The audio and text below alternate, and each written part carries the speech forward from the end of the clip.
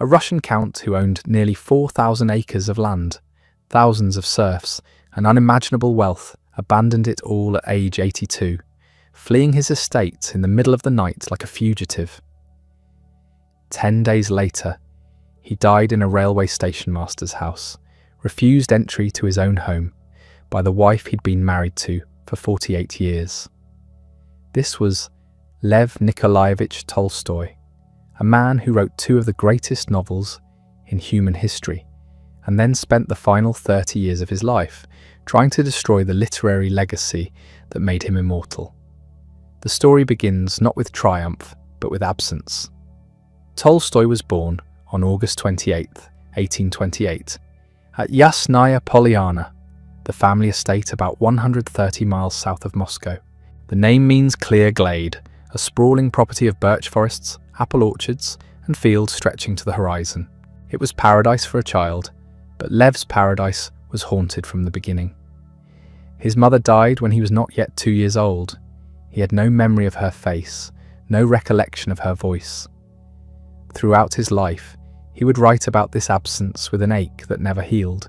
He kept a portrait of her, studied it obsessively, tried to conjure her from the painted features. The loss carved something hollow in him, a void he would spend 8 decades trying to fill with philosophy, religion, literature, and ultimately a spiritual quest that consumed everything. His father, Count Nikolai Tolstoy, tried to hold the family together. There were 5 children: Nikolai, Sergei, Dmitri, Lev, and a sister, Maria.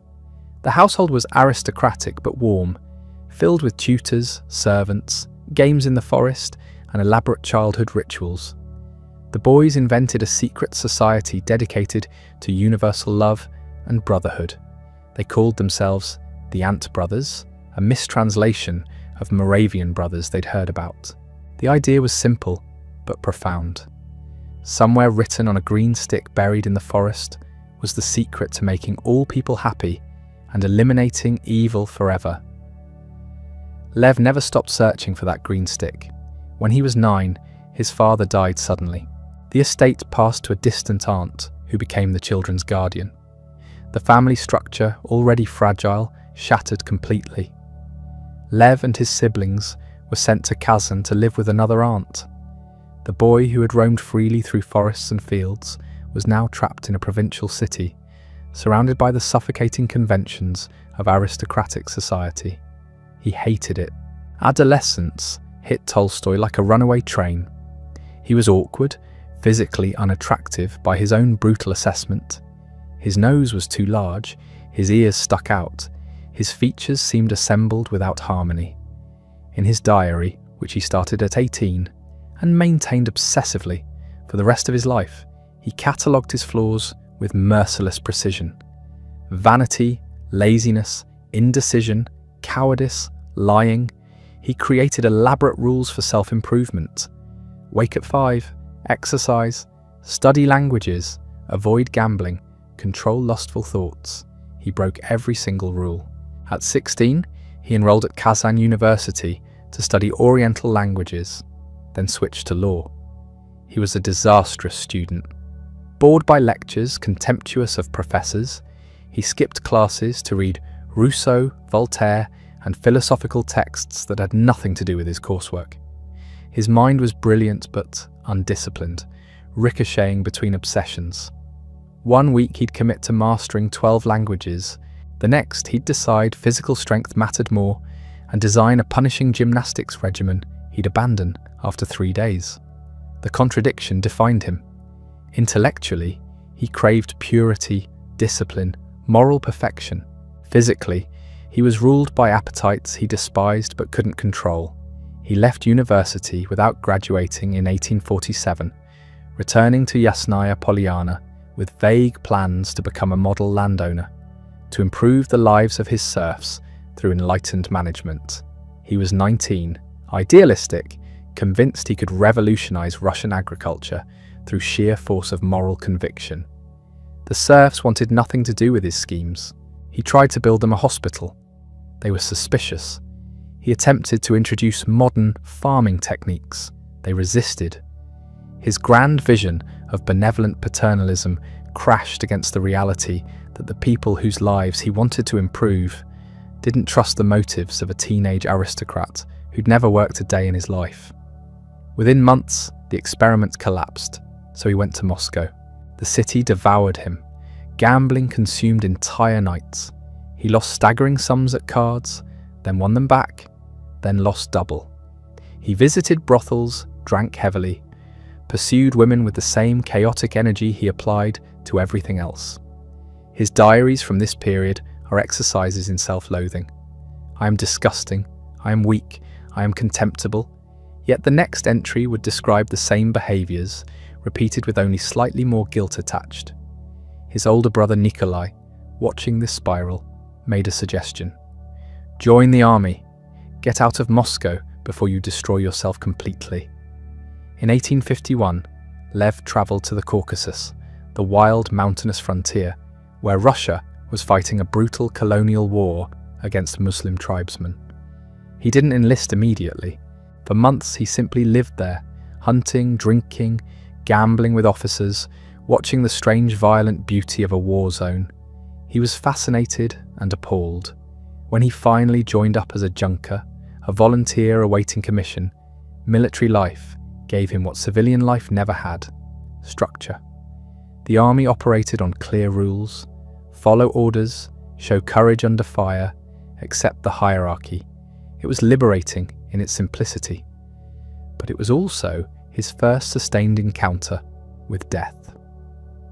In the Caucasus, people killed each other over land, honor, religion, and sometimes nothing at all. Tolstoy watched men die. He participated in raids on Chechen villages. He saw the burned homes, the widows, the children orphaned by wars they didn't understand. Something shifted. The romantic notions about military glory began curdling into questions he couldn't suppress. Yet he also discovered he could write. Stationed in a small fort with long stretches of boredom between skirmishes, Tolstoy began working on a manuscript. Childhood, a semi-autobiographical novella, poured out of him. The prose was fresh, psychologically intricate, unsentimental. He wrote about the inner life of a boy navigating love, shame, confusion, and loss. When he sent the manuscript to a prominent literary journal in St. Petersburg, he expected rejection. It was published in 1852 to immediate acclaim. At 24, Lev Tolstoy was a literary sensation. Critics praised the emotional honesty, the precision of observation, the way he captured the texture of consciousness itself. Here was a new voice, distinctly Russian, unafraid of complexity. He followed it with boyhood and then youth, completing a trilogy that established him as one of the most promising writers of his generation. But he wasn't in St. Petersburg enjoying his success. He was still in uniform, transferring to Sevastopol when the Crimean War erupted in 1853. Sevastopol was hell. The city, besieged by British, French, and Ottoman forces, became a meat grinder. Tolstoy served in the 4th Bastion, one of the most dangerous positions, enduring months of constant bombardment. Soldiers lived underground in bunkers, emerging only to fight or die. The scale of slaughter was industrial, impersonal, obscene. He kept writing. His Sevastopol sketches, published serially during the war, were unlike any war literature that had come before. He didn't glorify battle. He showed it as chaos, stupidity, waste, officers incompetent, soldiers brave and doomed, strategy non-existent. The sketches were so honest, so damning, that military censors softened them before publication. Even censored, they made an impact. Tsar Alexander II read them and reportedly said, "Guard this man's life." Whether the story is true or not, Tolstoy survived the siege and left the army in 1856 with the rank of lieutenant and a reputation as both a war hero and a dangerous truth-teller. He returned to St. Petersburg a celebrity. The literary elite welcomed him into their circle. Ivan Turgenev, already an established giant of Russian literature, befriended him. Salons opened their doors. Publishers competed for his work. Beautiful, intelligent women flirted with him at parties. He hated all of it. The artificiality repulsed him. Writers sitting around discussing literature while peasants starved. Intellectuals debating revolution in comfortable drawing rooms. Everyone performing sophistication. Nobody doing anything real. His contempt was visible, his manners abrasive. He picked fights, mocked fellow writers, questioned their integrity.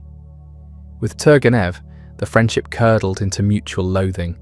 During a visit to Turgenev's estate, an argument about how Turgenev's daughter was being raised escalated into Tolstoy accusing Turgenev of moral hypocrisy. Turgenev responded with an insult. Tolstoy challenged him to a duel. They nearly killed each other over a disagreement about child rearing before mutual friends intervened. The rift lasted 17 years. In 1857, Tolstoy fled Russia entirely, travelling through Europe. Paris disgusted him. The execution by guillotine he witnessed in the street haunted him for years. Geneva bored him. The casinos of Baden-Baden seduced and bankrupted him. He returned home more confused than when he'd left, convinced that European civilization was a rotting corpse, but unsure what should replace it. Back at Yasnaya Polyana, he threw himself into education. He opened a school for peasant children on his estate, teaching them himself. No textbooks, no rote memorization, no corporal punishment. Students could leave whenever they wanted. Lessons followed curiosity rather than curriculum. It was radical, chaotic, probably ineffective by any measurable standard. He loved it. For a brief period, Tolstoy believed education was the answer. Not revolution, not reform, but simply teaching children to think freely. He started a pedagogical journal, wrote essays on educational philosophy, argued with other reformers who thought his methods too anarchic. Then he met Sofia Andreevna Behrs. She was 16, he was 34. She was the daughter of a court physician, well-educated, artistic, full of youthful enthusiasm for literature and life.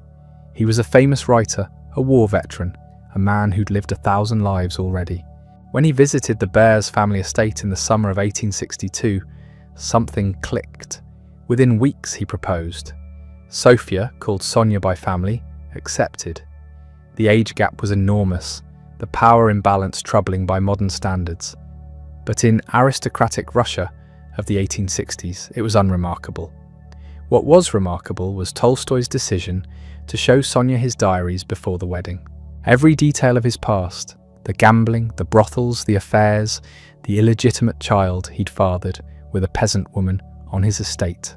He wanted complete honesty, no secrets between them. It traumatized her. She read about his sexual exploits, his moral failures, his contempt for himself and others. She was 16 and sheltered. He handed her a catalogue of depravity and called it honesty. Years later, she would say that reading those diaries poisoned their marriage before it began, planting images and jealousies that never left her mind. They married on September 23rd, 1862, in the Church of the Nativity of the Virgin in the Kremlin. Sonia wore white.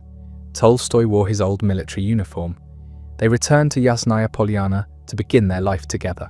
The first years were happy, or at least productive. Sonia managed the estate with fierce efficiency, while Tolstoy disappeared into his study for hours each day. She copied his manuscripts in her beautiful handwriting, deciphering his chaotic drafts, offering edits. She bore children rapidly, 13 in total, though only 8 would survive to adulthood. And Tolstoy began writing a novel about Napoleon's invasion of Russia. What emerged would consume 7 years of his life and change literature forever. But in those early days of marriage, as Sonia's pen scratched across pages late into the night, copying her husband's sprawling historical epic, neither of them could have known that the book taking shape would eventually stand between them like an impassable wall, a monument to the man Tolstoy was before the transformation that would tear their family apart. War and Peace began as a novel about the Decembrists, those aristocratic revolutionaries who'd attempted a coup in 1825. Tolstoy wanted to write about a man returning from Siberian exile 30 years later, looking back on what had driven him to rebellion. But the more he researched, the further back he went. To understand the Decembrists, he needed to understand the generation that fought Napoleon. To understand that generation, he needed to understand 1812. Before he knew it, he was writing about the French invasion itself, and the Decembrists were forgotten. The manuscript sprawled. Hundreds of characters, multiple plot lines, enormous battle scenes, philosophical digressions about the nature of history and free will. Publishers were baffled. Readers in literary journals got advanced sections and complained about the lack of structure. This wasn't a novel in any recognizable sense. It had no single protagonist, no clear plot arc. Tolstoy didn't care. He was trying to capture something true about human experience, about how history actually feels from inside it, about the gap between what people plan and what actually happens. The first sections appeared in print in 1865 in The Russian Messenger. By 1867, as more installments published, the reading public began to understand what they were witnessing. This wasn't just a historical novel, it was an entire world recreated on the page. Pierre Bezukhov, the awkward intellectual searching for meaning, Prince Andrei Bolkonsky, the aristocrat seeking glory and finding disillusionment, Natasha Rostova, young and alive and changing before the reader's eyes. These characters felt real in a way fictional characters rarely did. They contradicted themselves, made terrible decisions, grew and regressed and grew again. The battle scenes were unlike anything in literature. Not heroic or cleanly choreographed, but chaotic, confused, terrifying. Soldiers had no idea what was happening. Generals issued orders that made no difference. Napoleon's strategic genius, Tolstoy argued, was a myth. History wasn't made by great men. It was made by a million small actions, most of them unplanned. This philosophy, woven throughout the novel, infuriated critics. Turgenev called it a mess. Professional historians dismissed Tolstoy's theories as naive, but readers kept reading. When the final volume appeared in 1869, War and Peace was recognized as something unprecedented. Not the greatest Russian novel, because Russia had never seen anything like it. Not the greatest war novel, because it was also a domestic epic. It was simply War and Peace, its own category. Sonia had copied every word, sometimes 7 or 8 drafts of the same scene. She was pregnant through much of it, nursing infants while transcribing battle descriptions. The work was grueling, but in those years she felt essential. She was his partner in the truest sense, not just bearing his children, but helping birth his masterpiece. Tolstoy dedicated the book to her, though the dedication was removed in later editions. Tie-ins. The success should have satisfied him. He was 41 years old, wealthy, famous, the father of a growing family, the author of a novel that would endure for centuries. Instead, he grew restless. War and Peace had been about history, about public events and private lives intersecting across a vast canvas. His next novel would be smaller, more focused, more painful. It would be about a woman destroyed by society for wanting what men took freely. In 1870, Tolstoy read a newspaper account of a woman named Anna Stepanova Pirogova who'd thrown herself under a train. She'd been the mistress of a neighbouring landowner, discarded when he tired of her. The image haunted him. A woman on the tracks, that moment of decision. He began sketching scenes, trying to understand what would drive someone to that point. Anna Karenina emerged slowly. He'd write a section, abandon it for months, return with a completely different approach. The opening line came after dozens of attempts. All happy families are alike. Each unhappy family is unhappy in its own way. It's one of the most famous sentences in literature, though its truth is debatable. What matters is that Tolstoy believed it. He was thinking about his own family, about Sonia, about the cracks forming in their happiness.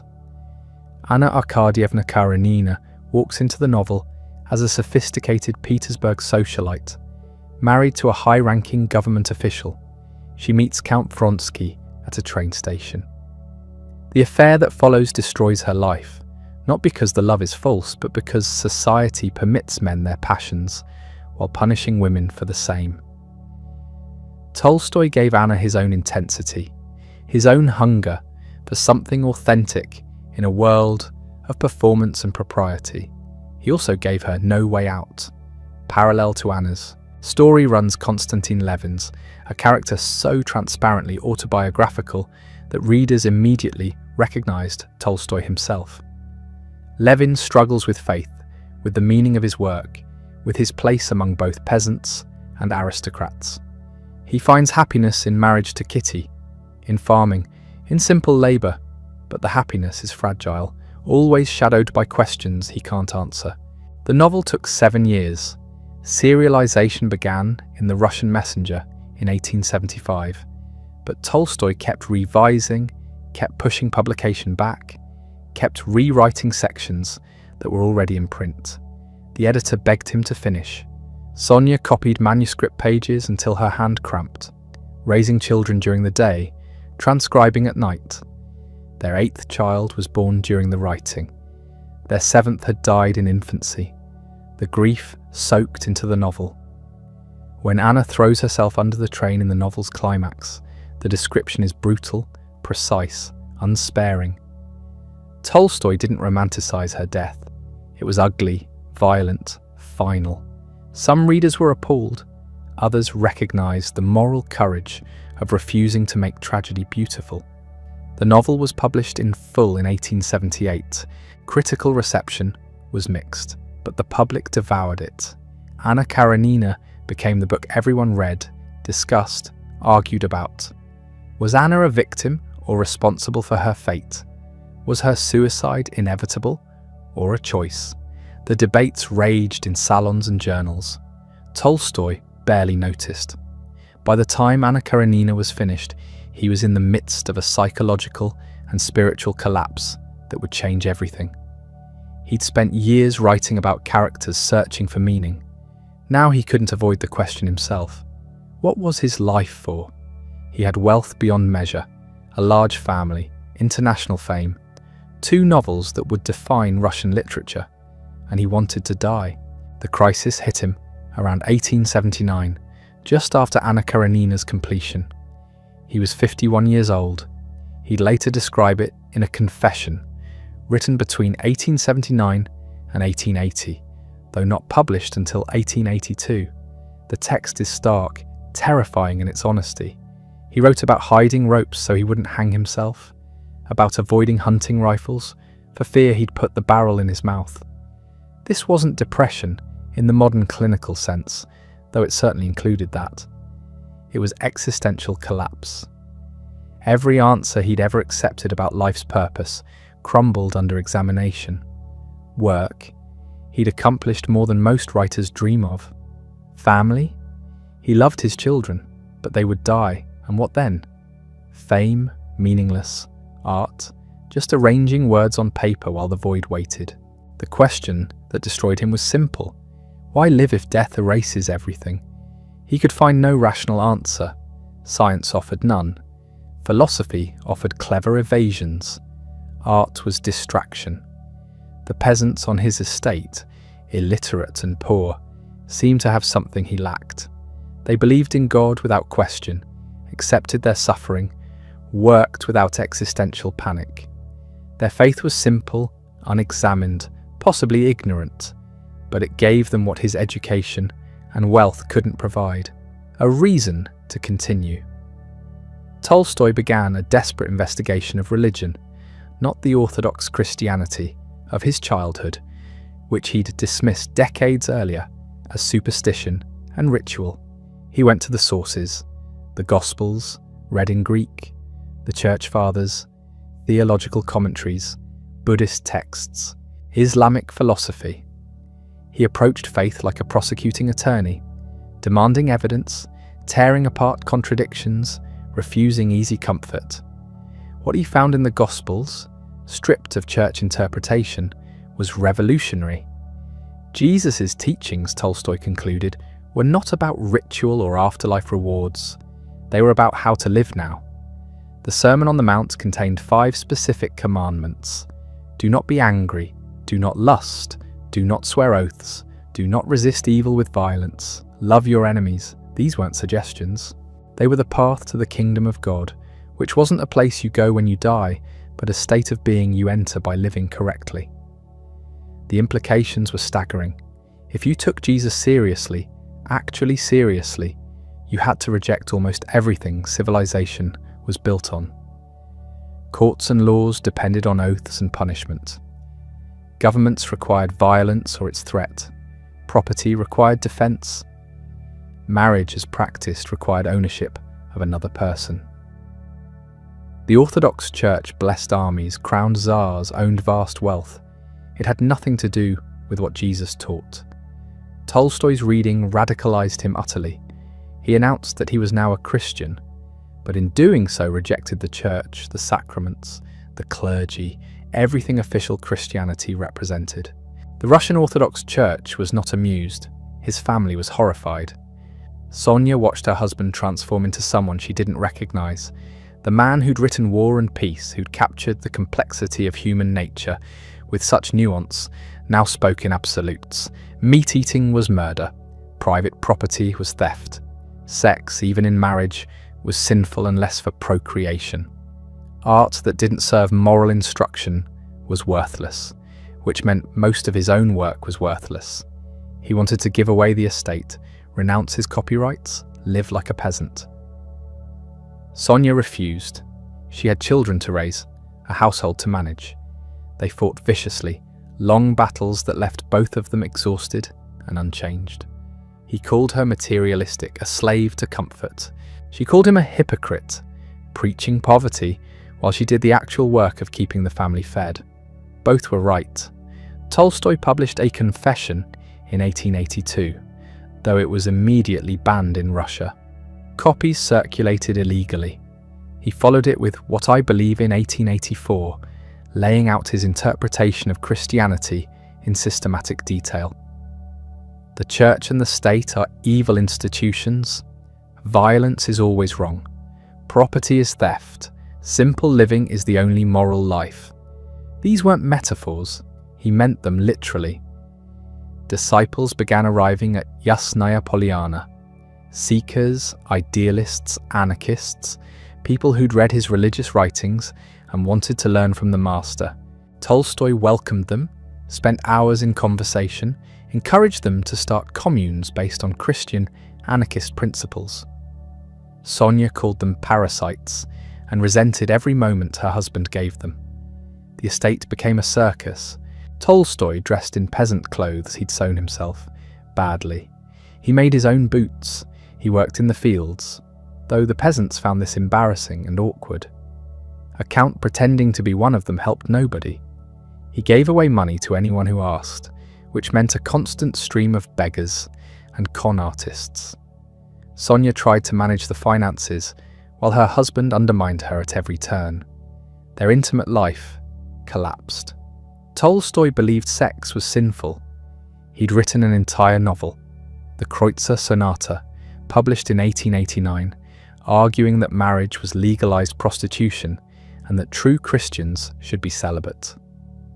The main character murders his wife in a jealous rage, then delivers a monologue about how sexual desire destroys everything good in human relations. Sonia had to copy that manuscript too, writing out her husband's arguments for why their marriage was fundamentally immoral. She was 45 years old, exhausted from bearing 13 children, and now being told that the physical intimacy of their marriage had been sinful all along. The bitterness was corrosive. Yet Tolstoy's international fame grew beyond anything he'd achieved with his novels. His religious and political writings were translated worldwide, in America, Tolstoy clubs formed. In England, his essays on non-violence influenced emerging pacifist movements. In India, a young lawyer named Mohandas Gandhi read The Kingdom of God is Within You and found the philosophical foundation for what would become Satyagraha. Tolstoy had become a prophet, whether he wanted the role or not. The problem with becoming a prophet is that prophets rarely get to control what happens next. By the 1890s, Tolstoy's ideas had escaped him entirely, taken up by groups he'd never met, interpreted in ways he never intended, used to justify actions he would have condemned. Some disciples took his teachings seriously, perhaps too seriously. They formed agricultural communes based on Christian anarchist principles, attempting to live without private property or government authority. Most collapsed within months. Turns out shared farming requires more than moral conviction. It requires people who actually know how to farm and who can tolerate each other through winter. Others turned Tolstoy's pacifism into a cudgel. They refused military service and were arrested, beaten, exiled to Siberia. Tolstoy wrote letters on their behalf, appealed to the Tsar, published essays condemning their persecution. The government ignored him. His fame protected him personally. They wouldn't dare arrest Count Tolstoy, but his followers enjoyed no such immunity. He felt responsible for their suffering. He'd given them ideas. They'd paid the price. Then there were the frauds, the opportunists who attached themselves to any fashionable cause. Yasnaya Polyana attracted freeloaders who spoke beautifully about simple living while eating Sonia's food and sleeping in her guest rooms. Tolstoy, desperate for genuine connection with people who understood his vision, couldn't always distinguish between sincere seekers and skilled manipulators. Sonia could.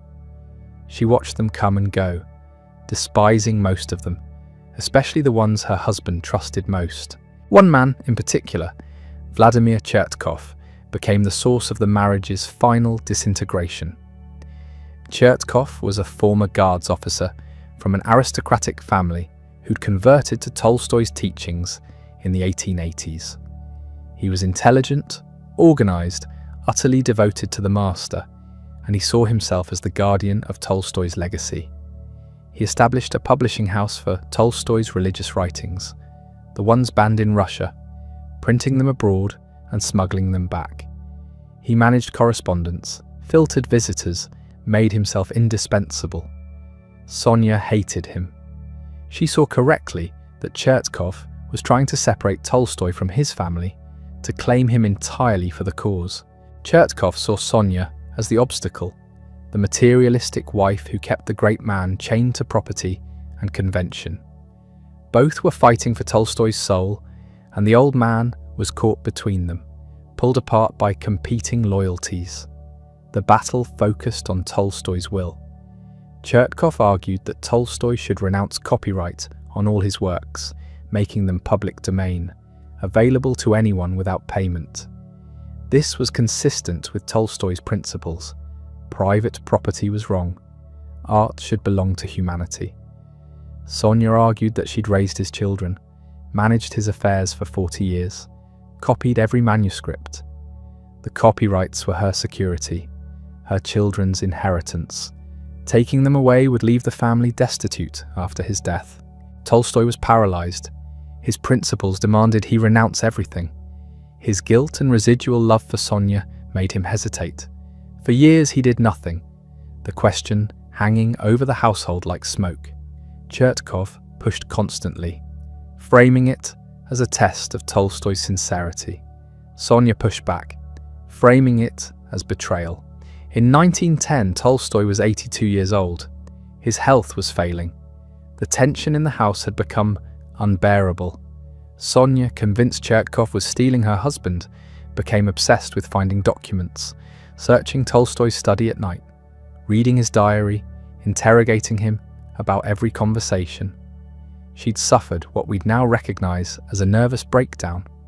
Tolstoy felt hunted in his own home. He wrote in his diary, hidden from Sonia, that living with her had become impossible. She found the diary and read that entry. The wound went deeper. On the night of October 28th, 1910, Tolstoy woke at 3 in the morning to the sound of rustling paper. Sonia was in his study again, searching through his things. Something snapped. He couldn't do this anymore. He woke his doctor, Dusan Makovitsky, a disciple who lived on the estate. He told him they were leaving. Now, in the middle of the night, they packed quickly. Tolstoy took almost nothing. A few clothes, some books. They woke a servant, ordered a carriage to the station, and left Yasnaya Polyana in darkness. Tolstoy was abandoning his wife, his home, everything he'd known for 60 years. He was finally, at 82, living his principles. No property, no comfort, no compromise, just the open road and whatever came next. He had no plan. He thought perhaps he'd go to his sister at a convent, or maybe just wander, live as a pilgrim. He wrote Sonia a letter explaining his decision, asking her not to follow, telling her he couldn't live with the luxury and pretense anymore. He mailed it from the first station. Then he and Makovitsky boarded a train heading south. Sonia found the letter the next morning. She ran to the pond and tried to drown herself. Servants pulled her out. She attempted it again later that day. Her children, arriving at the estate in response to telegrams, restrained her, got doctors. She was hysterical, destroyed. Whatever anger and resentment had built up over decades, she'd never imagined he'd actually leave. The press found out within hours. Tolstoy's flight became an international sensation. Reporters tracked his movements, telegraphed updates. The great author had abandoned his family. Was it madness? Principle? Where was he going? Speculation filled newspapers across Europe and America. Tolstoy made it as far as Ostapovo, a tiny railway station in the middle of nowhere. On the train, he'd developed a fever. By the time they arrived, he was seriously ill. The station master, a man named Ivan Ozolin, offered his small house. They carried Tolstoy inside, put him to bed in a cramped room, barely bigger than a closet. Pneumonia. At his age, it was almost certainly fatal. Word spread. Disciples rushed to Ostapovo. Journalists descended on the village, dozens of them, setting up camp near the station, waiting. Chertkov arrived and took control, managing access to the dying man, deciding who could enter and when. And Sonia came, frantic, desperate to see her husband one last time. Chertkov wouldn't let her in. He claimed Tolstoy didn't want to see her, that the shock might kill him. She waited outside the station master's house, sometimes allowed to look through the window at the man she'd been married to for 48 years, dying in a stranger's bed.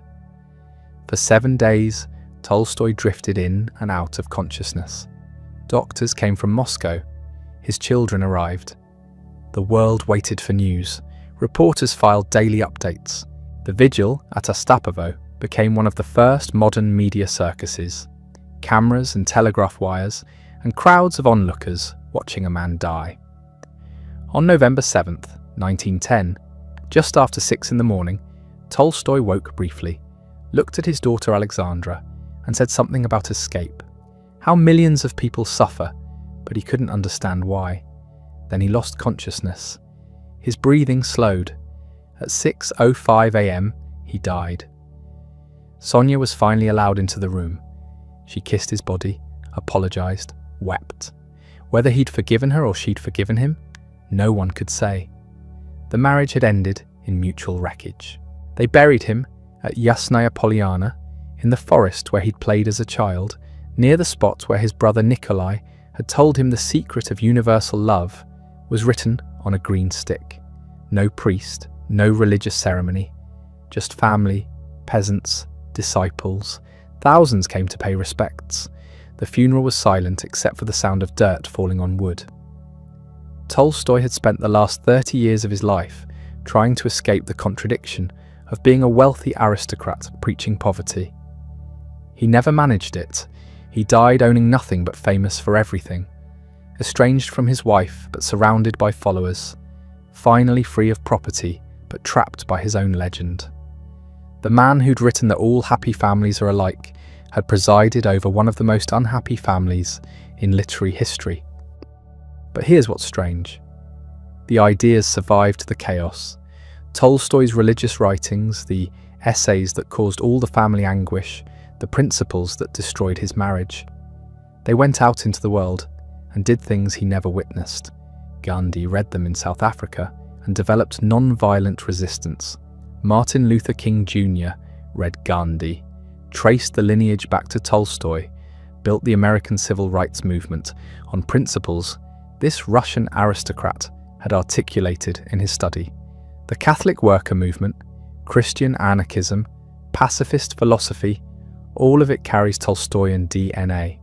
Dorothy Day, founding the Catholic worker houses that still serve the poor across America, kept a copy of Tolstoy's essays. She'd read them as a young journalist and they'd changed her. The Sermon on the Mount taken literally, practiced absolutely. That was Tolstoy's gift, if you can call it that. He made radical Christianity seem possible, even necessary. Wittgenstein read him, converted to something like mysticism. Hofstadter traced patterns of thought back to Tolstoyan skepticism about rational systems. Iris Murdoch built her moral philosophy partially on Tolstoyan attention to the real. The influence spreads like roots underground, invisible but structural. Meanwhile, the fiction endured separately. War and Peace and Anna Karenina became not just Russian classics, but world literature, translated into every major language, assigned in schools, adapted for stage and screen dozens of times. The books Tolstoy later dismissed as worthless, the art he'd created before his conversion, turned out to be immortal.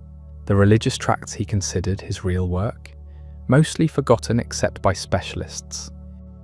There's irony there. The things he valued most mattered least. The things he'd abandoned were what lasted. Although maybe that's not quite right either. Maybe both versions of Tolstoy, the artist and the prophet, the novelist and the anarchist, were necessary. Maybe you can't separate them cleanly. The same man who saw into Anna Karenina's heart wrote the essays that inspired Gandhi. The psychological insight and the moral absolutism came from the same source. Virginia Woolf said the novel was dead after Tolstoy. How could anyone write after War and Peace? The form had been perfected. She was wrong about the novel dying, but right about the perfection.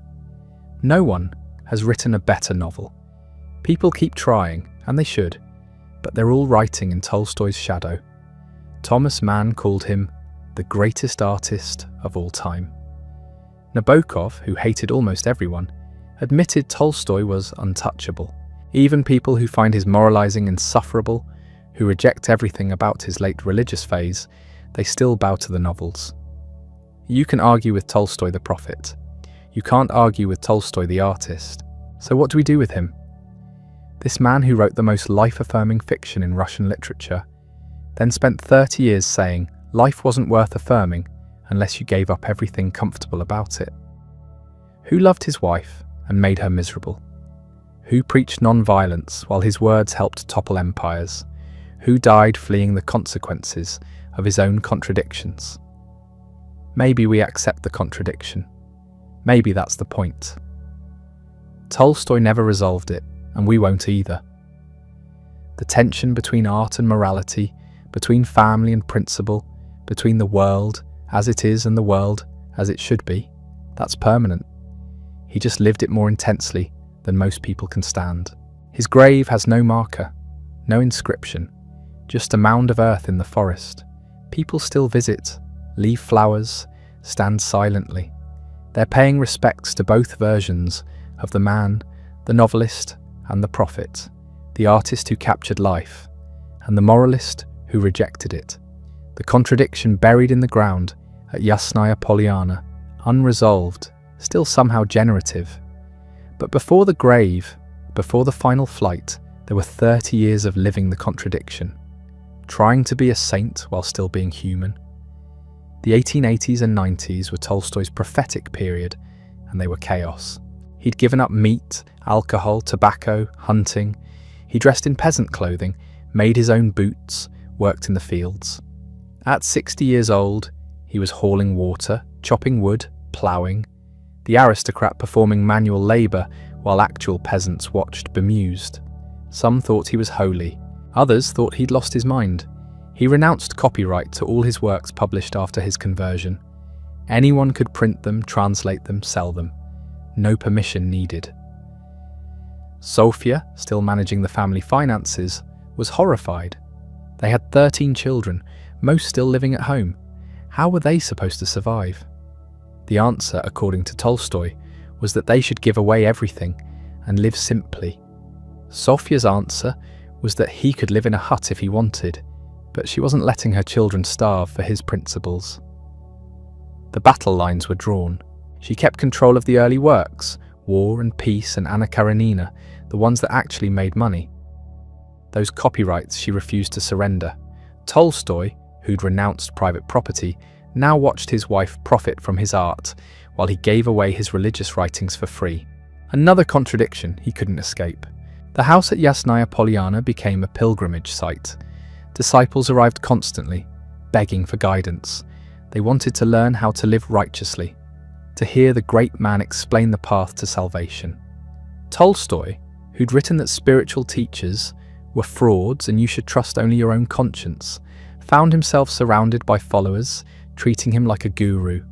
Some moved onto the estate permanently. They'd build huts on his land, work in his fields, gather for readings and discussions. Sophia hated them.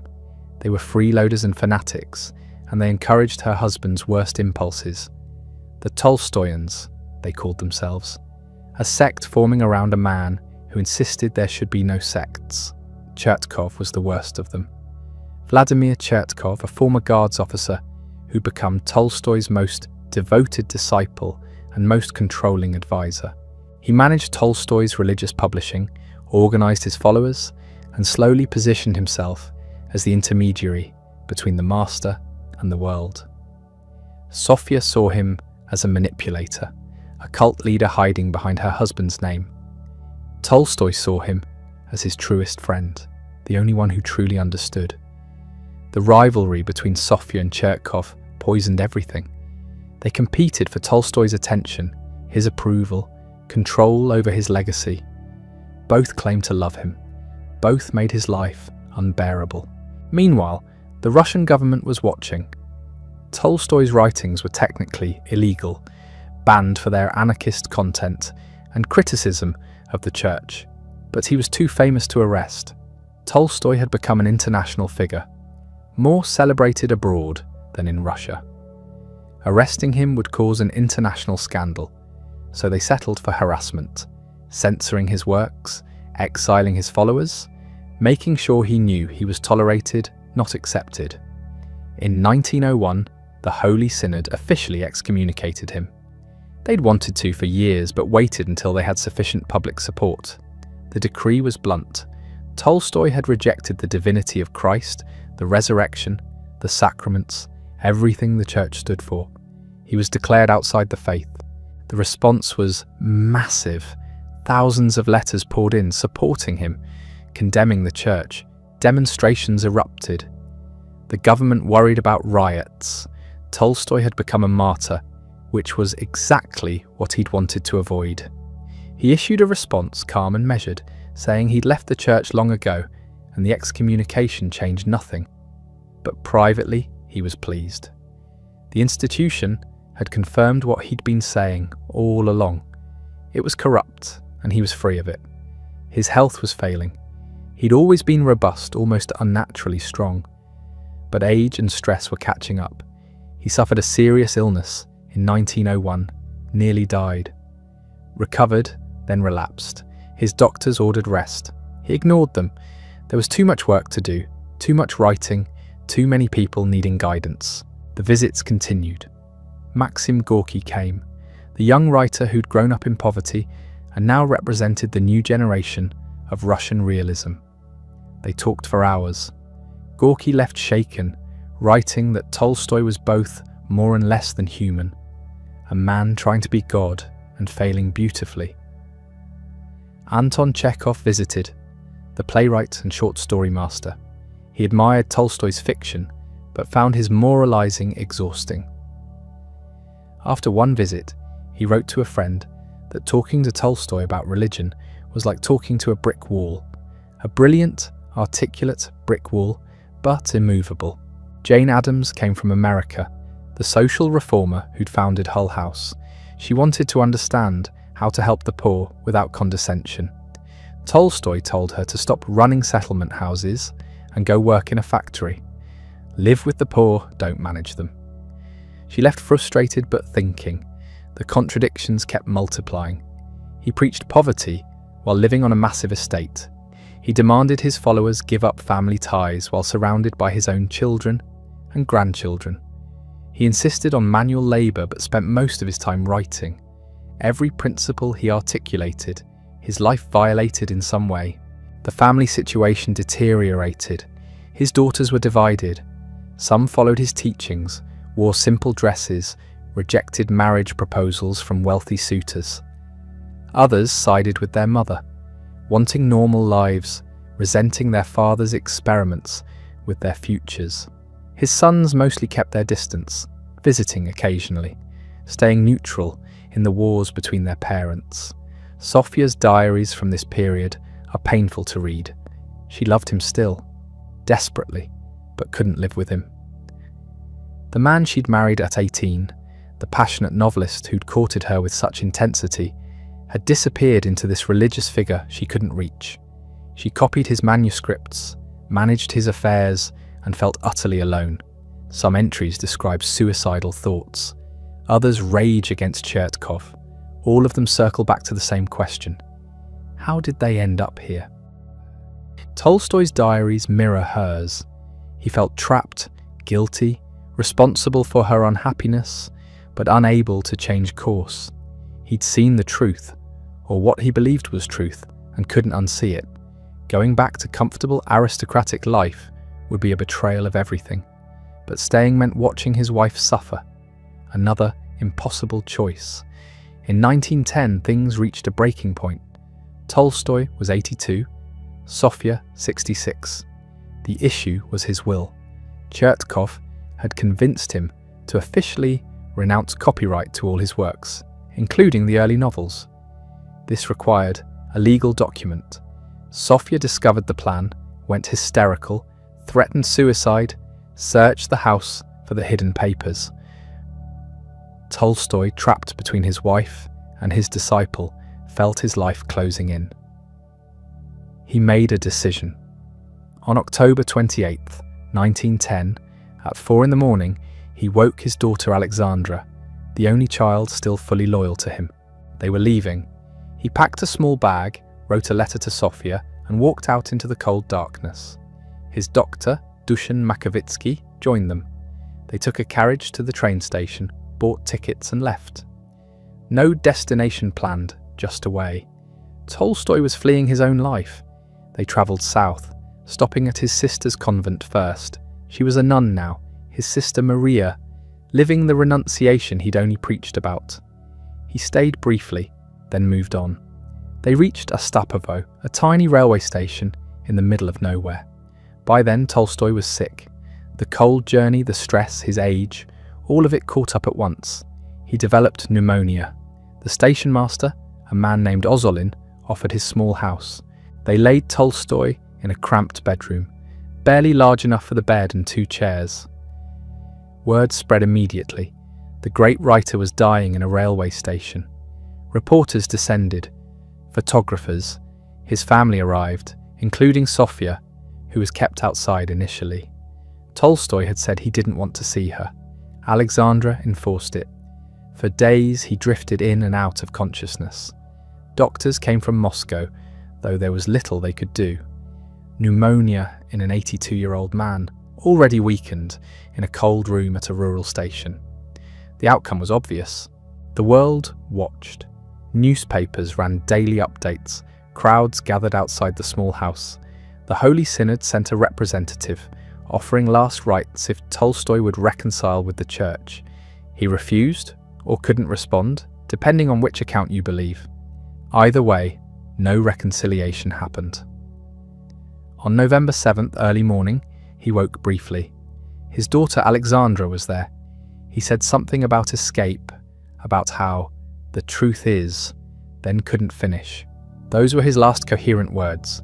The truth is, incomplete, left hanging. He died at 6:05 a.m. The official cause was pneumonia, but everyone understood. He'd died fleeing, trying to escape the contradictions of his life. The man who'd written that death was natural and nothing to fear had died in a stranger's house, separated from his wife, surrounded by chaos. The funeral was massive. Thousands came to Yasnaya Polyana, peasants and aristocrats and students.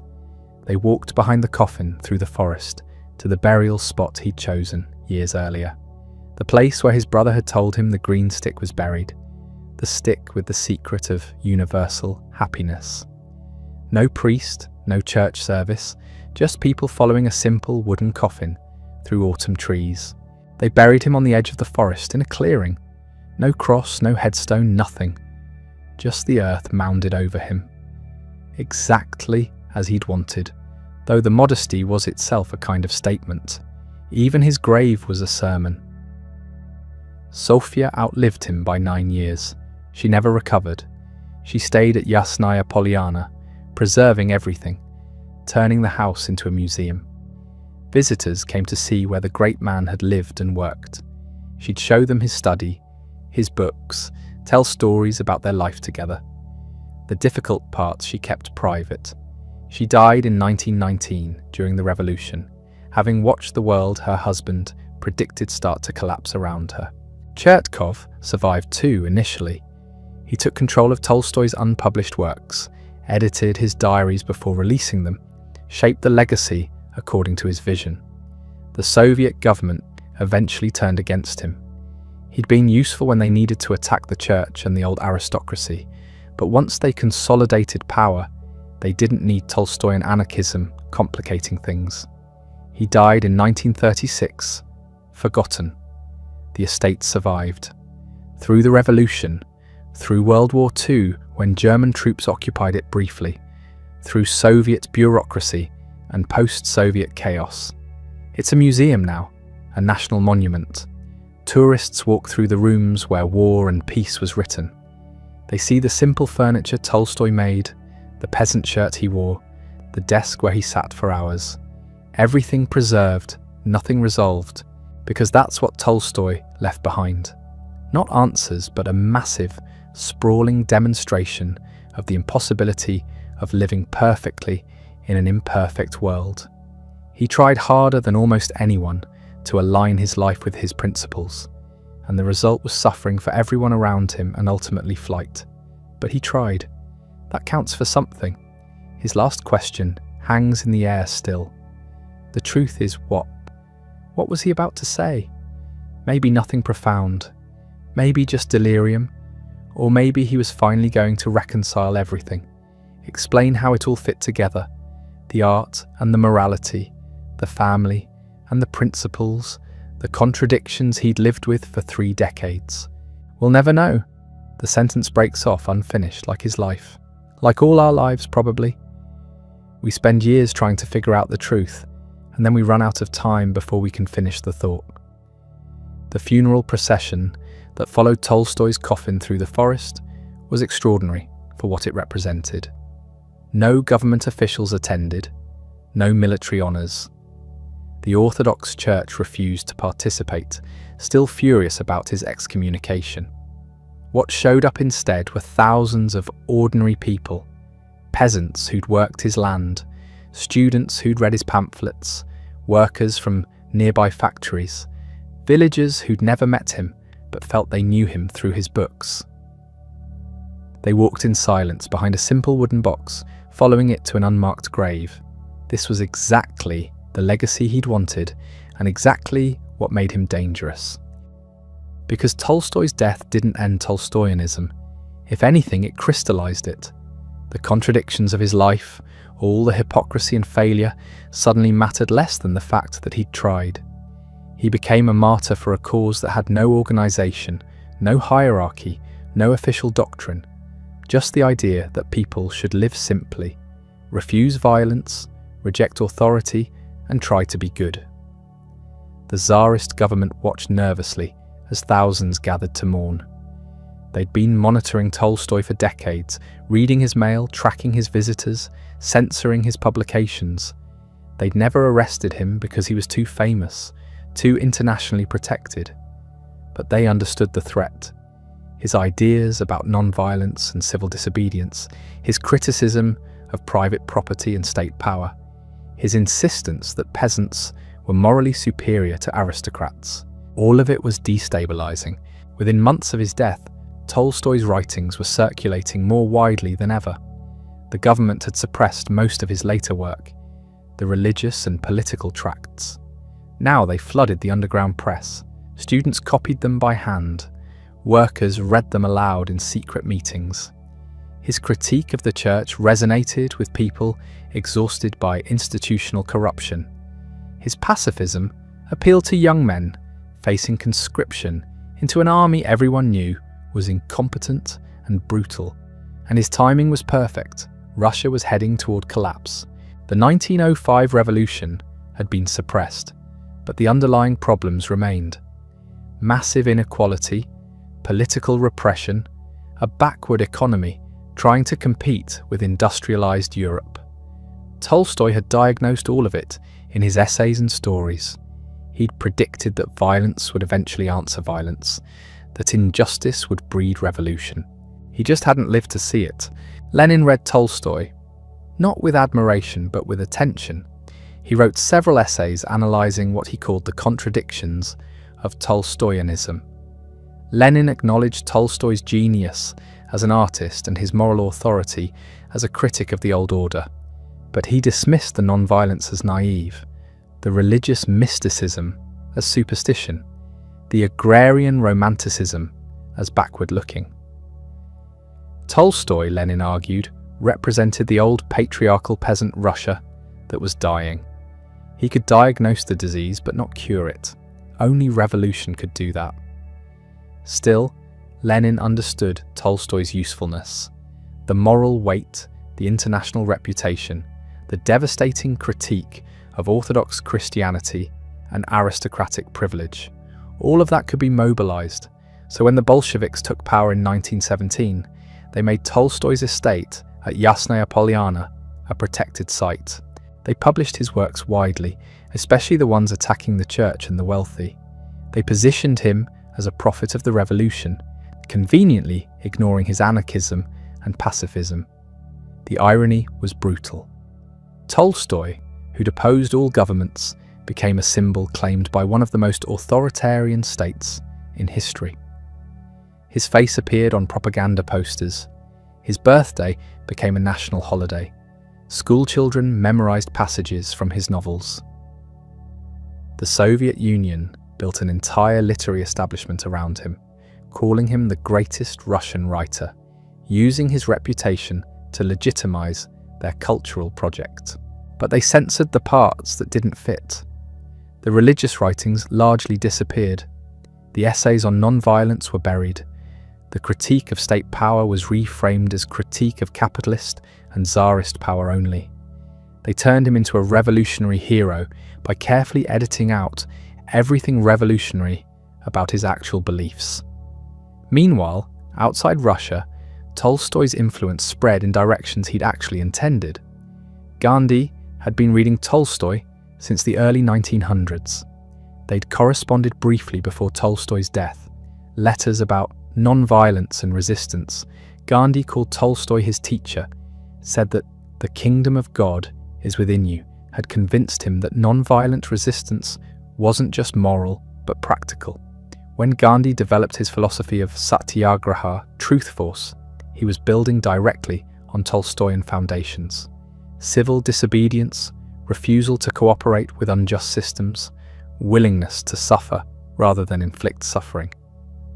All of it traced back to the ideas Tolstoy had been developing in those late essays.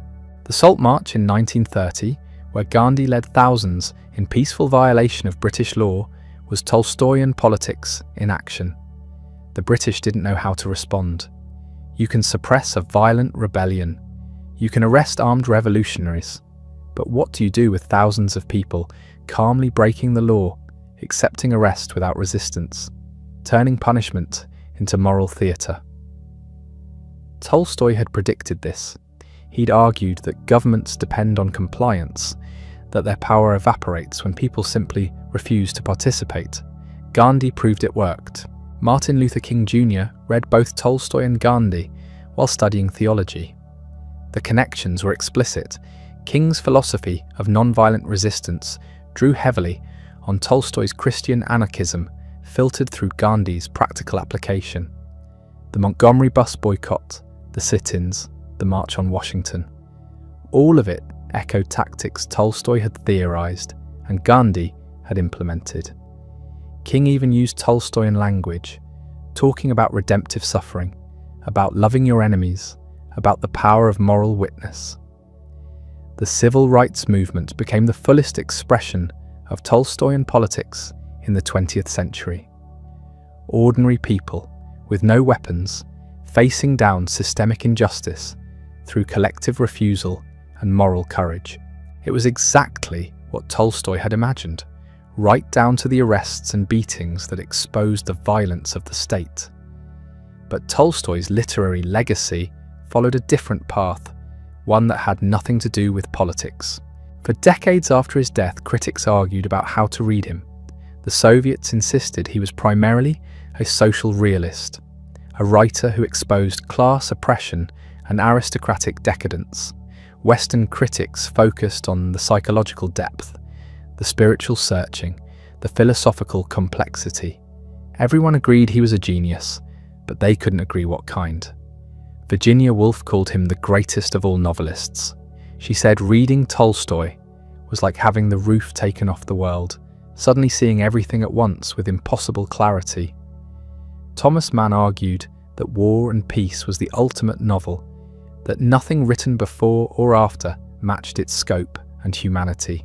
James Joyce was less impressed, found Tolstoy's moralizing tedious, but even Joyce admitted the technical mastery was undeniable.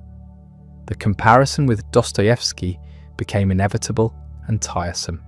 Both Russian, both writing in the same period, both creating massive psychological novels. But the temperaments were opposite. Dostoevsky was fevered, obsessive, diving into the darkest corners of human consciousness. Tolstoy was expansive, clear-eyed, convinced that life could be understood through careful observation. Dostoevsky asked whether God existed. Tolstoy assumed God existed and asked what that required of us. Readers split along predictable lines. Those drawn to darkness and psychological extremity preferred Dostoevsky. Those seeking moral clarity and faith in human goodness preferred Tolstoy. Neither camp was entirely wrong, but the binary missed something important. They were both wrestling with the same crisis, the collapse of religious certainty in the modern world. They just responded differently. Tolstoy's influence on later writers was massive but subtle. He didn't create a school or a style that others could imitate. His technique was too personal, too dependent on his specific vision. But the ambition he represented, the idea that a novel could contain everything, examine every level of human experience from the intimate to the historical, that became the standard. Proust read Tolstoy obsessively. The way Tolstoy moved between individual consciousness and social panorama, the way he made time feel both immediate and vast. These techniques shaped In Search of Lost Time. Hemingway claimed he learned more from Tolstoy than from any other writer, though Hemingway's sparse style seems like a reaction against Tolstoyan expansiveness. Maybe that's the point. You learn from Tolstoy by figuring out what you need to do differently. The 20th century produced countless massive novels trying to capture the sweep of history through individual lives. Pasternak's Dr. Zhivago, Lampedusa's The Leopard, Marquez's 100 Years of Solitude, Rushdie's Midnight's Children. All of them exist in Tolstoy's shadow, attempting what he'd accomplished, trying to balance the intimate and the epic, the personal and the political. But none match the combination he'd achieved, that weird alchemy where you're reading about Napoleon's invasion of Russia and simultaneously inside Natasha's head during a ball where military strategy and romantic longing occupy the same emotional space. He'd figured out how to make history feel personal and personal life feel historical. It's a trick that still seems impossible, even after watching him do it. By mid-century, Tolstoy's reputation had stabilized into something universal and unthreatening. He was a classic, which meant everyone respected him, and fewer people actually read him. War and Peace became the novel you were supposed to read, which paradoxically made it easier not to. Anna Karenina remained more popular, the length less intimidating, the story more contained. But something changed in the 1960s and 70s. Student movements, anti-war protests, communes, back-to-the-land experiments. Suddenly Tolstoy's late-life radicalism felt relevant again. Young people rediscovered the kingdom of God is within you, found it speaking directly to their distrust of authority and institutions. Pacifist groups reprinted his essays on non-violence. Communes studied his agricultural writings, trying to recreate the simple peasant life he'd romanticized. The revival didn't last. Most communes collapsed within a few years. The radical energy of the 60s dissipated into cynicism or was absorbed into mainstream culture.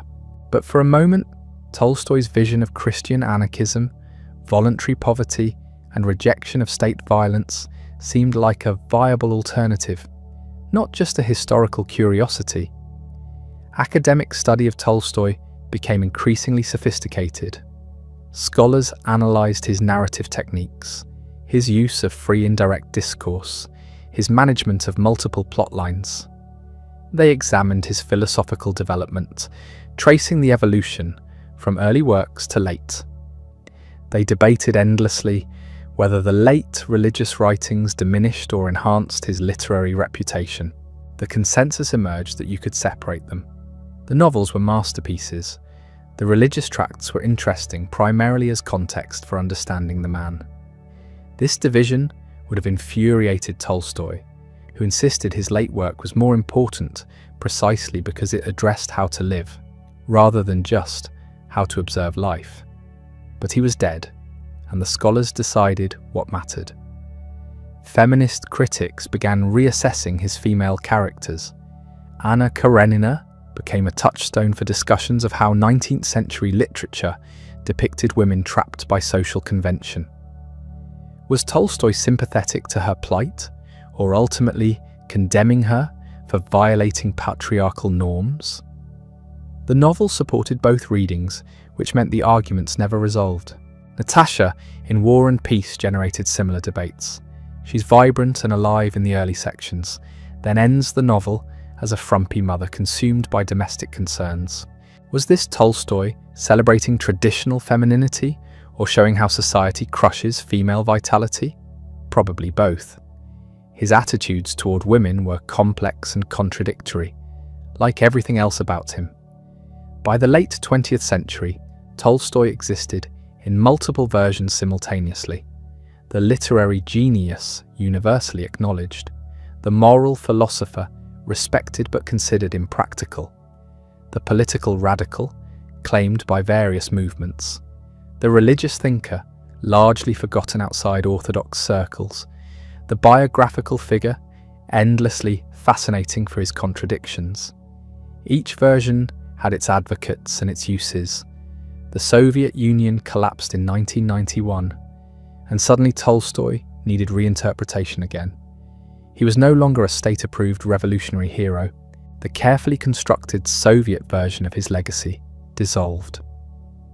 Russians started reading the religious writings that had been suppressed, rediscovering the anarchist and pacifist dimensions that didn't fit the Bolshevik narrative. Yasnaya Polyana remained a pilgrimage site, but the meaning shifted. During Soviet times, people visited to honor a great Russian writer and revolutionary. After the collapse, they came seeking something else, spiritual guidance maybe, or connection to a pre-revolutionary past, or just the simple fact of the place where those books were written. The estate itself hadn't changed much. The house, the gardens, the forest paths, everything preserved as it was when Tolstoy lived there. But the country around it had transformed completely, twice over. First the revolution he'd predicted, then the collapse of what that revolution built. And through all of it, the books remained, saying the same things they'd always said, meaning something different to each generation. The question of what Tolstoy actually believed remained surprisingly contested. Not about the big things. He was definitely a Christian, anarchist pacifist who rejected private property and state violence. But the details get murky when you examine them closely. Take non-violence. Tolstoy insisted it was absolute, no exceptions, no compromises. Yet in his fiction, he created characters like Pierre who participate in war and remain sympathetic. He wrote battle scenes with such visceral immediacy that readers came away thrilled by combat, exactly the opposite reaction he claimed to want. His own sons served in the military despite his objections.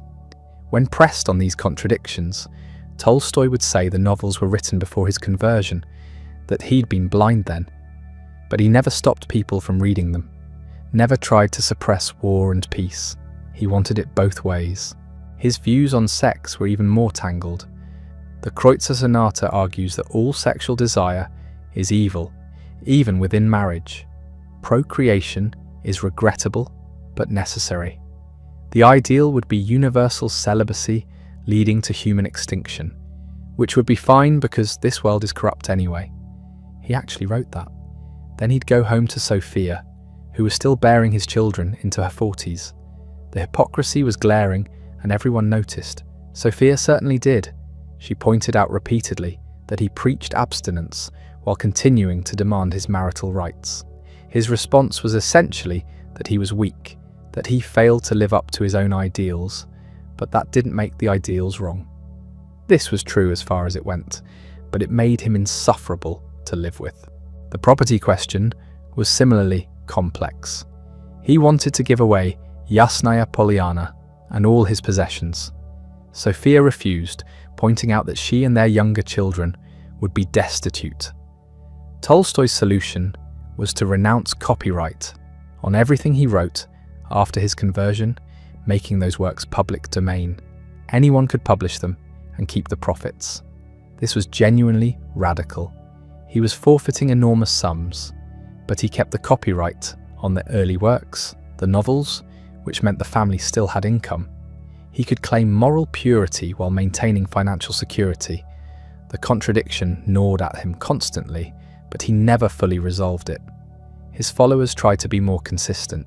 The Tolstoyans who established communes actually gave up everything, lived in voluntary poverty, refused military service even when it meant prison.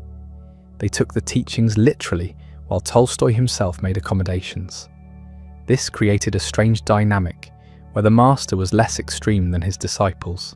Some of them judged him for it. Others understood that purity is easier when you're young and unencumbered. Tolstoy had decades of prior commitments, a family and estate, a reputation. Walking away completely would have meant abandoning people who depended on him. So he split the difference and satisfied no one, least of all himself. His relationship with the Orthodox Church ended in formal excommunication, but started as something more ambiguous. Tolstoy attended church regularly as a young man, observed fasts, took communion. His crisis of faith in the late 1870s wasn't a sudden break, but a gradual realization that he didn't believe what the church taught. The divinity of Christ, the resurrection, the sacraments, none of it made sense to him anymore. What remained was the ethical teaching. Love your enemies, turn the other cheek, don't resist evil with violence. That felt true and urgent. Everything else seemed like institutional accretion, obscuring the simple, radical message. When he published his religious writings spelling this out, the church responded with increasing hostility. They banned his books, pressured publishers, eventually excommunicated him in 1901. The formal decree accused him of heresy and attempting to destroy the foundations of Orthodox Christianity. It was meant to isolate him, to mark him as outside the community of believers. Instead, it made him a martyr. Thousands of people wrote letters of support. Students demonstrated. The excommunication became one of his most famous attributes, proof that he'd been willing to sacrifice everything for truth. But here's the thing. Tolstoy wanted to remain Christian. He insisted his interpretation was the true Christianity, that the church had betrayed Christ's teaching. He wasn't rejecting the faith, he was trying to save it from the institution that had corrupted it. The church disagreed. They said you can't deny the divinity of Christ and call yourself Christian. It's not negotiable. Tolstoy thought it was. The argument was ultimately about who gets to define the religion. Tolstoy said the individual conscience guided by the Gospels. The church said the institutional authority guided by tradition and theology. Neither would compromise. His actual theology was cobbled together from various sources. The Gospels obviously, especially the Sermon on the Mount, but also Buddhism, which he studied seriously and found compatible in many ways, Confucianism, Stoicism, various mystical traditions. He cherry-picked what resonated and discarded the rest. The result was coherent in its ethics, but theologically thin. He had no metaphysics to speak of. The afterlife was vague. God was mostly a principle of goodness, rather than a person. Prayer was meditation on moral truth, rather than communication with a divine being. It worked for him, but wasn't really a system anyone else could adopt wholesale. The writing from this period has aged unevenly. Some essays remain powerful. The kingdom of God is within you still gets read, still influences pacifist movements. What is art is historically important, even though its conclusions seem absurd now. But a lot of it is unreadable. Long polemical tracts against things nobody remembers. Refutations of theological positions that were obscure even then. He was responding to specific controversies in Russian church politics that meant everything in 1895 and nothing by 1920. The shelf life of polemic is short. His last novel, Resurrection, tried to combine the old literary power with the new religious message. It tells the story of a nobleman who seduces a servant girl, ruins her life, then years later encounters her on trial for prostitution and murder. Guilt drives him to attempt redemption, following her to Siberia, trying to help. It's heavy-handed. The message overwhelms the story. Characters exist to illustrate points rather than living as themselves. Contemporary reviews were respectful but unenthusiastic.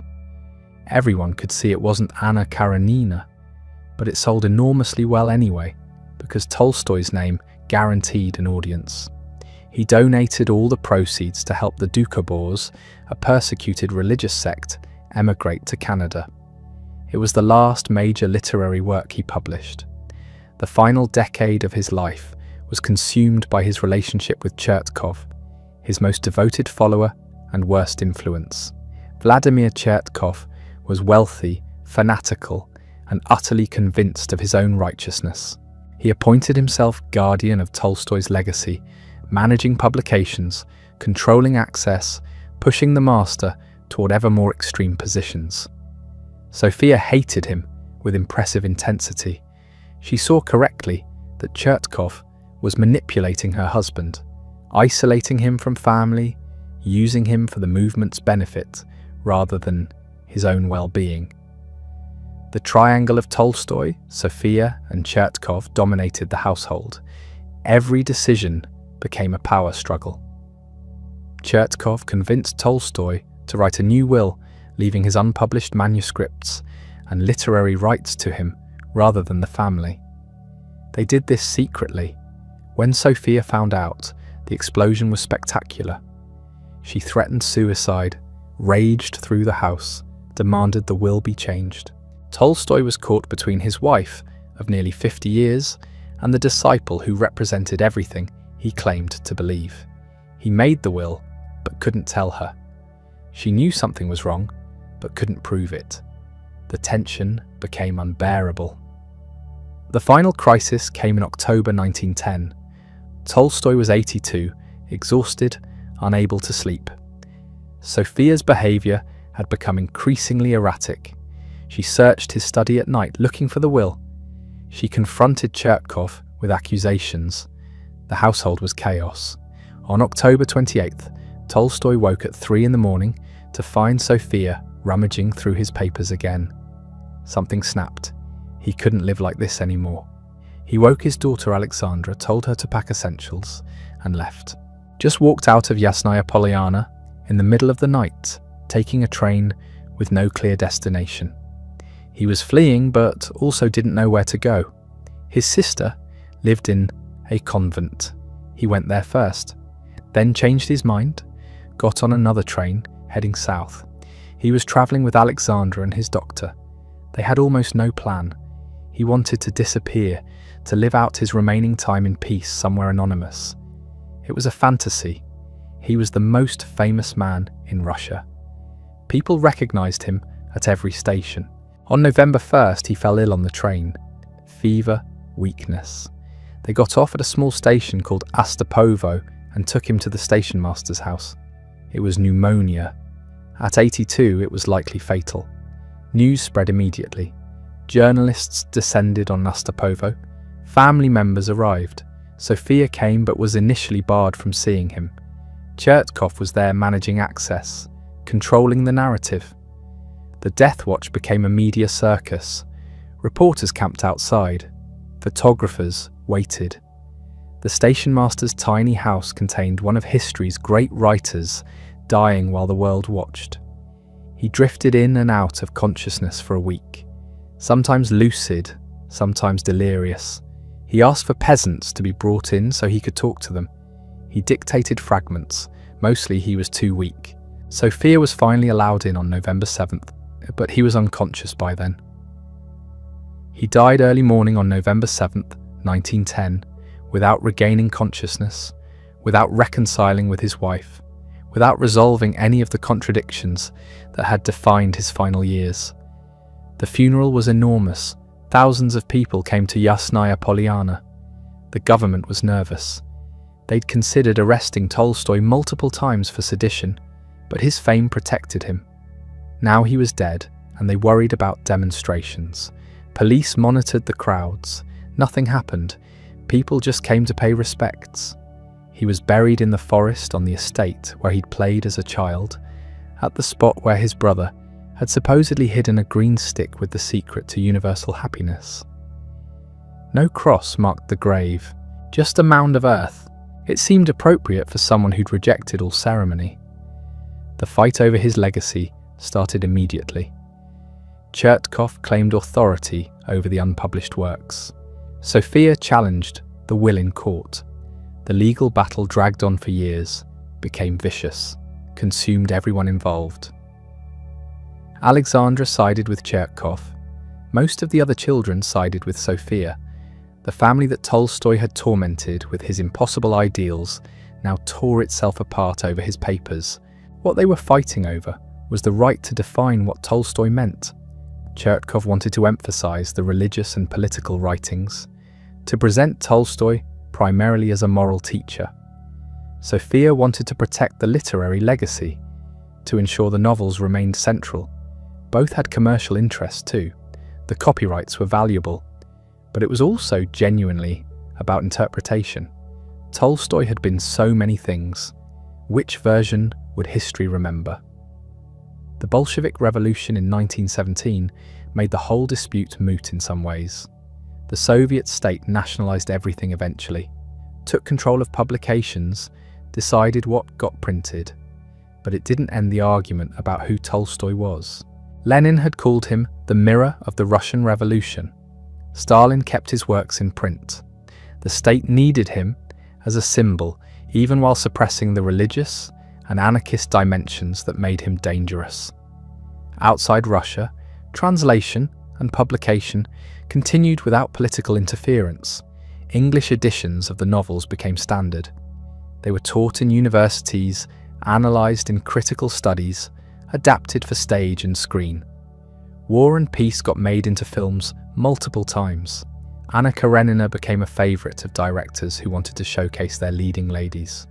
The stories were universal enough to survive transplantation. The novels lived on, but the question remained: what about the rest? What about the religious writings, the political essays, the late stories where Tolstoy tried to write simply for peasants? These were harder to digest, easier to ignore. Critics focused on the masterpieces of the 1860s and 70s, treated everything after as decline, as the unfortunate period when a great artist lost his way. This interpretation became standard. Tolstoy the novelist was a genius. Tolstoy the prophet was a crank. Separate the art from the ideology, appreciate the former, politely set aside the latter. It's a convenient reading, but it misses something essential. The religious crisis wasn't a break from his earlier work. It was the culmination of questions present from the beginning. Pierre's search for meaning in War and Peace, Levin's spiritual struggle in Anna Karenina. These weren't detours from the plot. They were the plot, or at least as important as any romance or battle. The late Tolstoy, who rejected violence and property and institutional religion, was answering questions the young Tolstoy had posed in his fiction. You can't fully understand the novels without the later work. They explain each other, but the division persists. Literary scholars study the novels, religious historians examine the tracts, political theorists cite the anarchist writings. Everyone takes a piece. Nobody quite knows what to do with the whole.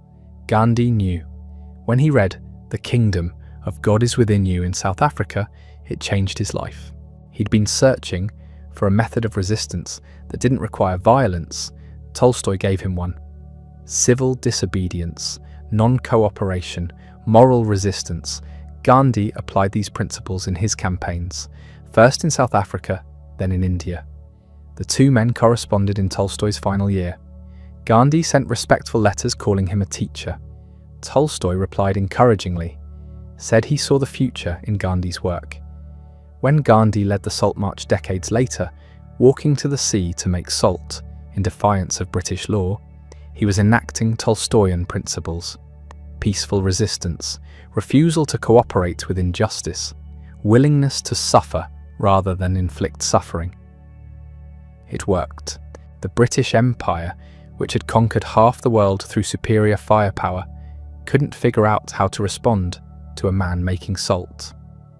Martin Luther King Jr. read Gandhi and through Gandhi discovered Tolstoy. The connection is direct.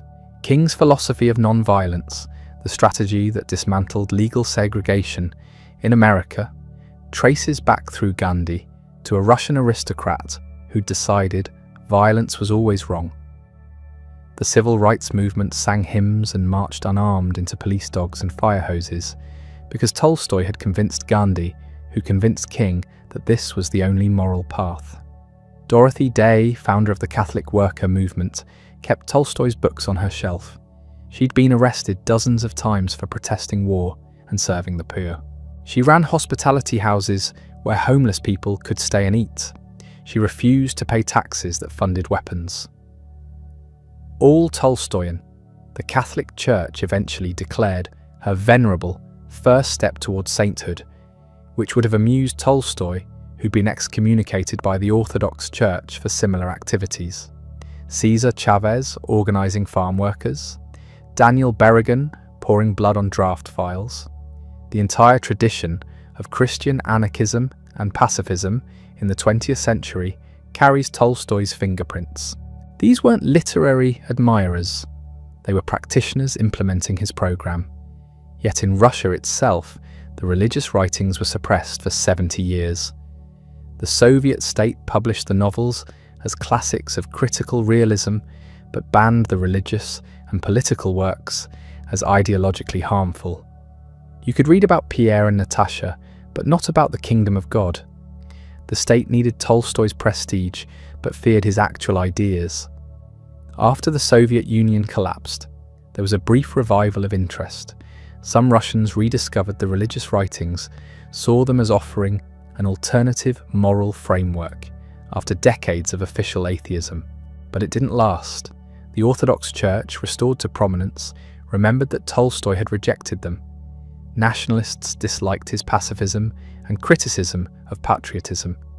He remained too radical, too uncomfortable. In the West, Tolstoy's political influence faded. Gandhi and King were studied as historical figures, but their Tolstoyan roots were often footnoted, treated as interesting background rather than essential foundation. Pacifism fell out of fashion. Non-violence seemed naive. The 20th century's wars were too vast, the enemies too monstrous. How do you practice non-resistance against fascism? Tolstoy's answer that violence always creates more violence, that you cannot bomb people into virtue, that meeting evil with evil only multiplies it. This sounded impractical, maybe beautiful, maybe admirable, but not useful.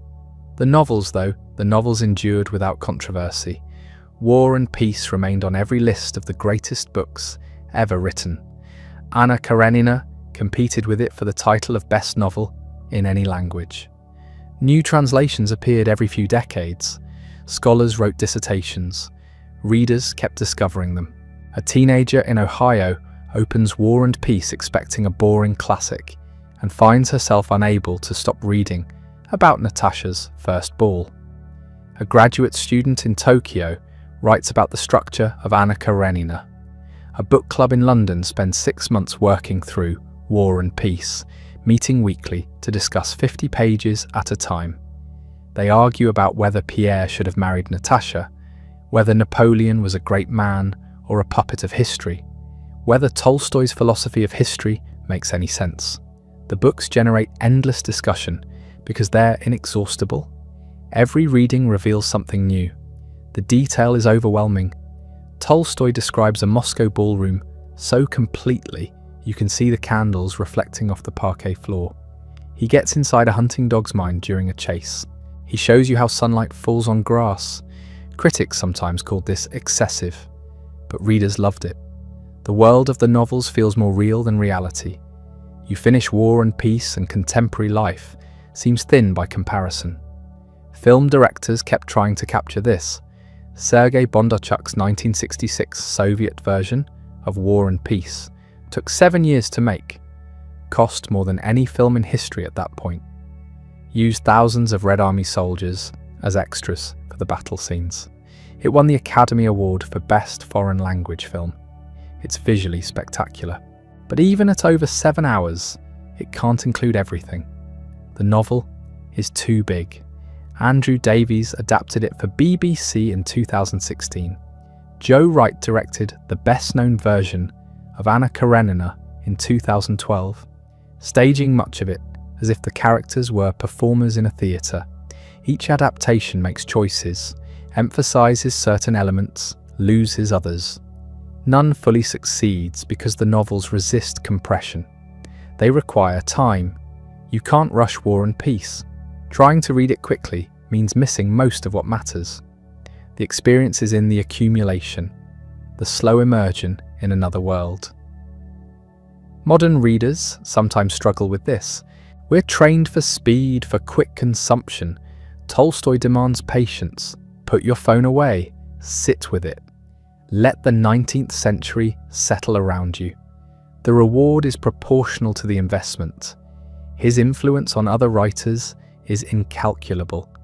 Every novelist working in the realist tradition is in some sense writing in Tolstoy's shadow. The attention to social detail, the psychological depth, the moral seriousness, these became standard because Tolstoy demonstrated what was possible. Virginia Woolf called him the greatest of all novelists. James Joyce kept a portrait of him on his wall. Thomas Mann considered him an unsurpassable master. Even writers who worked in completely different modes acknowledged the benchmark. Nabokov, who disliked most Russian literature and made a sport of mocking Dostoevsky, admitted grudgingly that Tolstoy was a genius. The highest praise Nabokov could give. Contemporary writers still cite him. When asked about influences, literary novelists drop Tolstoy's name reflexively. Sometimes it's genuine, Sometimes it's aspirational, claiming kinship with greatness. But the fact that his name carries that weight a century after his death says something. There's an argument that Tolstoy represents the peak of a certain kind of novel, the 19th century realist masterpiece that tries to capture an entire society in encyclopedic detail. After modernism, after postmodernism, after the novel fragmented into 1,000 experimental forms, nobody writes like that anymore. Nobody tries to write war and peace now. The ambition seems quaint. We're more skeptical about grand narratives, more aware that any attempt to represent reality is partial and constructed. Tolstoy believed he could show the truth. We're not so sure truth is available, but maybe that's why the novels still matter. They come from a moment when it seemed possible to know, to understand, to represent the world completely. That confidence is lost now. Reading Tolstoy lets us visit it, remember what it felt like to believe that art could capture everything. There's nostalgia in that, but also something necessary. We need to remember that ambition, even if we can't replicate it. His personal life remains troubling. No amount of literary genius excuses the way he treated Sophia. The diaries she kept, published after both their deaths, are devastating. She describes the loneliness, the feeling of being invisible, the exhaustion of managing the household and raising children while he pursued his spiritual experiments. She copied his manuscripts, managed his correspondence, kept the estate running. He acknowledged none of it, treated her work as insignificant compared to his. When she complained, he called her materialistic, spiritually blind. It's a pattern recognizable to anyone who's encountered a certain type of idealistic man. He loves humanity in the abstract but can't see the actual human beings around him. He preaches universal love while neglecting his family. He demands that others sacrifice while protecting his own comfort. Sophia saw through it. Her tragedy was that seeing through it didn't free her. She loved him anyway, needed his approval, kept trying to reach him. He remained unreachable, locked inside his own head. The children suffered differently. Some, like Alexandra, embraced the cause and spent their lives promoting Tolstoyan principles. Others, like Sergei, rejected it all and lived conventional lives. Several struggled with mental illness. Suicide and early death marked the family. The pressure of being Tolstoy's child, of growing up in that atmosphere of impossible ideals and constant moral judgment, damaged them in ways that became clear only later. This matters because Tolstoy's philosophy was supposed to make people better. If it made his own family miserable, what does that tell us? Maybe that the gap between theory and practice is always wider than idealists want to admit. Maybe that moral perfectionism is a form of cruelty. Maybe that you can't transcend human nature through willpower alone. Tolstoy kept trying anyway, right up to the end. That's either admirable or pathological depending on your perspective. Probably both. His grave at Yasnaya Polyana is still there. No monument, just a mound of earth in the forest. Visitors come, leave flowers, stand quietly. It's become a pilgrimage site, though Tolstoy would have hated that word. The estate is a museum now. You can tour the house, see his study, walk the grounds. It's preserved as it was, a snapshot of 1910. Tourists take photographs, students write papers. The Russian government maintains it as cultural heritage. Every year on his birthday, people gather to celebrate. There are readings, discussions, concerts. The Orthodox Church sends representatives now, a reconciliation of sorts. The excommunication was never formally lifted, but everyone pretends it doesn't matter anymore. He's been safely historical for long enough that even the Church can claim him. What would he think of all this? The attention, the preservation, the academic industry built around his work. He'd probably find it absurd. He wanted to be forgotten, wanted his works to enter the public domain immediately, wanted no monuments or memorials. He got the opposite, but maybe that's appropriate. His whole life was a contradiction between what he preached and what he was. Why should his death be different? The question he asked remains unanswered. How should we live? He He tried every answer he could think of: pleasure, duty, art, religion, simplicity, renunciation. None of them worked completely. He died confused and alone at a railway station, still searching. That might be his most honest legacy. Not the answers he thought he'd found, but the demonstration that the question is harder than it looks. That you can be brilliant and sincere and dedicated and still not figure it out. That the examined life doesn't necessarily lead to clarity. We keep reading him because the search matters more than the destination. Because his failures are more instructive than most people's successes. Because the novels contain more wisdom than the philosophy, precisely because they don't claim to have solutions. War and Peace doesn't tell you how to live. It shows you life in all its complexity and lets you draw your own conclusions. That's enough. That's more than enough. That's everything. The thing about Tolstoy is that we keep expecting a resolution that never comes. We want the story to end with him figuring it out, achieving the synthesis, reconciling the contradictions. But that's not what happened. He died at a railway station, fleeing his own life, and the mess he left behind took decades to sort through. What survived isn't what he thought would matter. The religious tracts he considered his most important work, mostly forgotten outside specialist circles. The novels he later dismissed as worthless, they're what made him immortal. The aristocratic estate he wanted to renounce.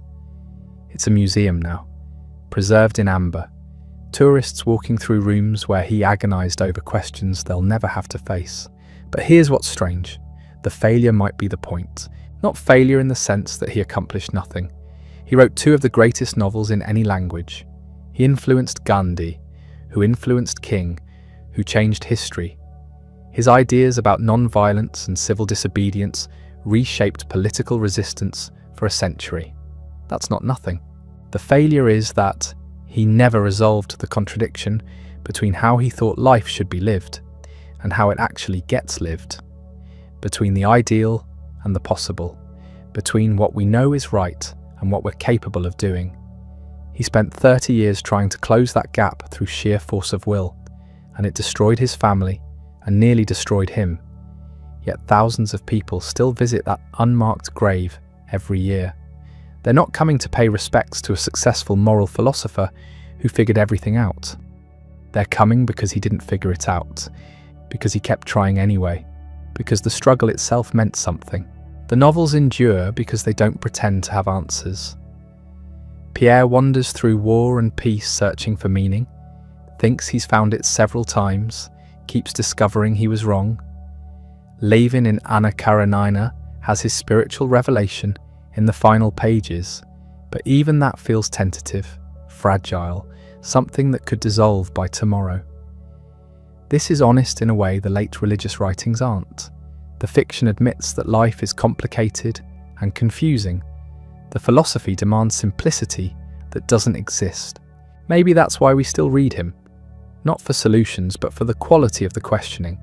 Not for the destination, but for watching someone wrestle with the hardest problems human beings face and refuse to settle for easy answers.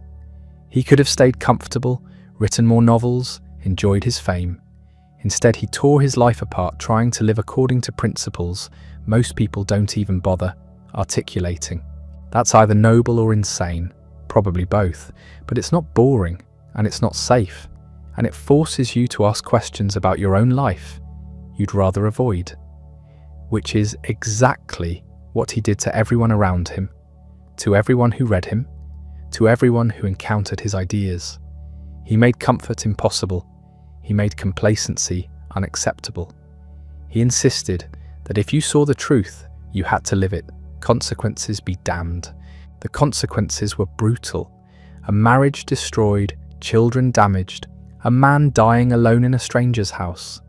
But also movements started, injustices challenged, millions of people inspired to think differently about violence and property and how we treat each other.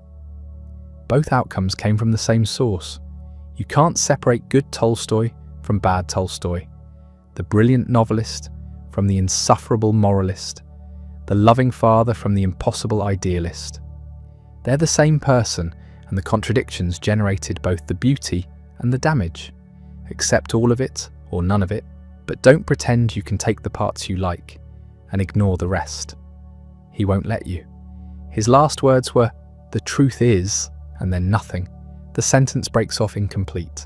Maybe he was about to explain everything, tie it all together, deliver the final wisdom that would make sense of the whole confused journey. Or maybe he was just delirious, words failing as the body shut down.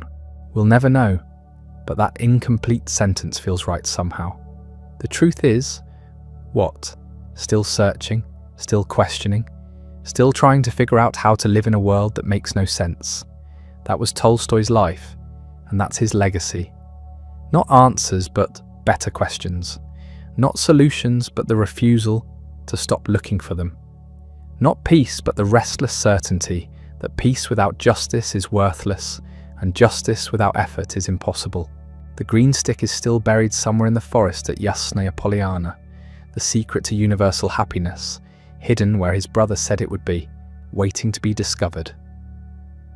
Tolstoy never found it, neither will we, but something matters about the search itself, about believing the secret exists, about refusing to accept that cruelty and suffering and injustice are just how things are.